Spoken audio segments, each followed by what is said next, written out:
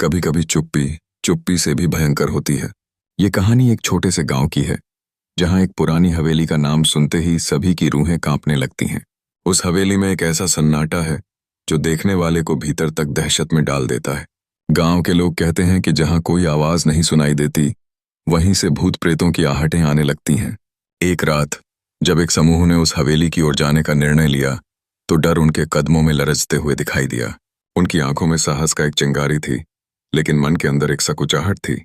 जैसे ही वे हवेली के दरवाजे पर पहुंचे, एक सन्नाटा अस्तित्व में आ गया। दरवाजा धीरे धीरे खटखटाने पर भी नहीं खुला, मानो अंदर कुछ रहस्यमय शक्तियां उन्हें रोक रही हों। फिर अचानक एक पुराना दरवाजा खुद ही खुल गया और वे अंदर प्रवेश कर गए।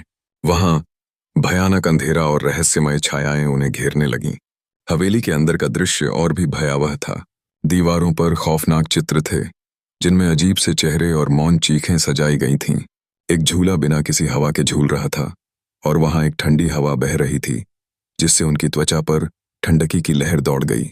फिर अचानक एक डरावनी आवाज गूंज उठी, तुम लोग क्यों आए हो? ये आवाज पूरे कमरे में गूंजी और सबकी रूहें कांप गईं। उन्होंने देखा कि एक छाया उनके सामने खड़ी है, जिसकी आंखों की रोशनी अंधेरे में चमक रही थी। डर के मारे उनकी चीखें भी गूंजें। कहानी में आगे क्या हुआ देखने से पहले इस वीडियो को लाइक करें, और चैनल पर नए हो तो चैनल को सब्सक्राइब करें। फिर वो छाया धुंधली हो गई और सबको एक याद आ गई।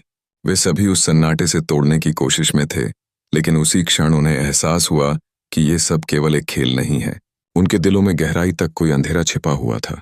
वे सब डरते डरते उस हवेली से बाहर भाग गए, लेकिन उस रात का डर उनके साथ हमेशा रहेगा।